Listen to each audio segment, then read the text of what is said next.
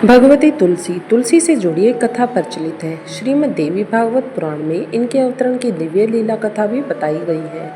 एक बार शिव ने अपने तेज को समुद्र में फेंक दिया। उससे एक महातेजस्वी बालक ने जन्म लिया। यह बालक आगे चलकर जालंधर के नाम से पराक्रमी दैत्य राजा बना। इसकी राजधानी का नाम जालंधर नगरी था। दैत्यराज कालनेमी की कन्या वृंदा का विवाह जालंधर से हुआ। जालंधर महाराक्षस था और अपनी सत्ता के मन में चूर उसने माता लक्ष्मी को पाने की कामना से युद्ध किया, परंतु समुद्र से ही उत्पन्न होने के कारण माता लक्ष्मी ने उसे अपने भाई के रूप में स्वीकार किया और वहां से पराजित होकर वह देवी पार्वती को पाने की लालसा से कैलाश पर्वत पर गए। भगवान देवादिदेव शिव का ही रूप धरकर माता पार्वती के समीप गया, परंतु माँ ने अपने योग बल से उसे तुरंत पहचान लिया तथा वहां से अंतर ध्यान हो गई। इस प्रकार से देवी पार्वती ने क्रुद्ध होकर सारा वृत्तांत भगवान विष्णु को सुनाया। जालंधर की पत्नी वृंदा अत्यंत पतिव्रता स्त्री थी। उसी के पतिव्रत धर्म की शक्ति से जालंधर न तो मारा जाता था और न ही पराजित होता।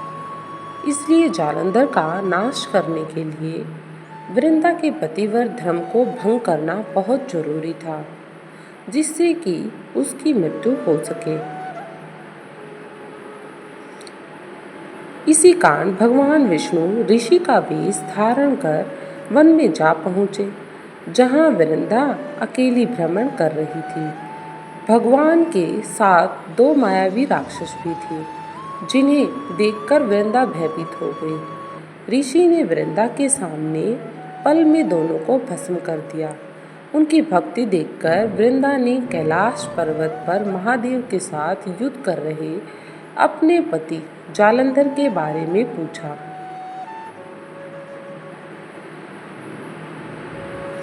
ऋषि ने अपने मायाजाल से दो वानर प्रकट किए। एक वानर के हाथ में जालंधर का सिर था तथा दूसरे के हाथ में धड़। अपने पति की यह दशा देखकर वृंदा मूर्छित हो गई और वहीं पर गिर पड़ी। होश में आने पर उन्होंने ऋषि रूपी भगवान से विनती की कि वह उसके पति को जीवित करे, किसी प्रकार से उसकी रक्षा करे। किंतु अब ऐसा कैसे संभव था? भगवान ने अपनी माया से पुनः जालंधर का सिर धड़ से जोड़ दिया, परंतु स्वयं भी वह उसी शरीर में प्रवेश कर गई। वृंदा को इस छल का जरा आभास न हुआ। जालंधर बने भगवान के साथ वृंदा पतिव्रता का व्यवहार करने लगी, जिससे उसका सतीत्व भंग हो गया। ऐसा होते ही वृंदा का पति जालंधर युद्ध में हार गया और उसे मुंह के बल की खानी पड़ी। इस सारी लीला का जब वृंदा को पता चला तो उसने क्रुद्ध होकर भगवान विष्णु को शिला होने का श्राप दे दिया तथा स्वयं सती हो गई। जहाँ वृंदा भस्म हुई वहीं तुलसी का पौधा उगा। भगवान विष्णु ने वहाँ से वृंदा से कहा, हे वृंदा, तुम अपने सतीत्व के कारण मुझे लक्ष्मी से भी अधिक प्रिय हो। अब तुम तुलसी के रूप में सदा मेरे साथ रहोगी। जो मनुष्य भी मेरे शालिग्राम रूप के साथ तुलसी का विवाह करेगा, उसे इस लोक और पितरलोक में विलुप्त यश प्राप्त होगा और वह जीवन भर मुक्ति का मार्ग पा लेगा। जिस घर में तुलसी होती है वहाँ यम के दूत भी असमय नहीं जा सकते हैं। गंगा व नर्मदा के जल में स्नान तथा तुलसी का पूजन बराबर माना जाता है। चाहे मनुष्य कितना भी पापी क्यों न हो, मृत्यु के समय जिसके प्राण मंजरी रहित तुलसी और गंगा जल मुख में रखकर निकाल जाते हैं, वह पापों से मुक्त होकर वैकुंठ धाम को प्राप्त होता है।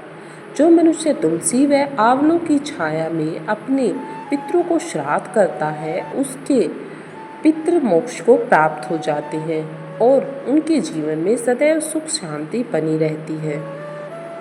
उसी दैत्य जालंधर की यह भूमि जालंधर नाम से विख्यात है। सती वृंदा का मंदिर मोहल्ला कोट किशनचंद में उपस्थित है। कहते हैं इस स्थान पर एक प्राचीन गुफा थी जो सीधी हरिद्वार तक जाती थी।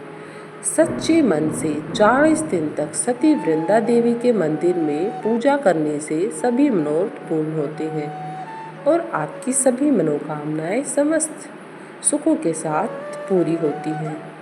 आप इससे सहमत हो तो कमेंट बॉक्स में ज़रूर लिखें।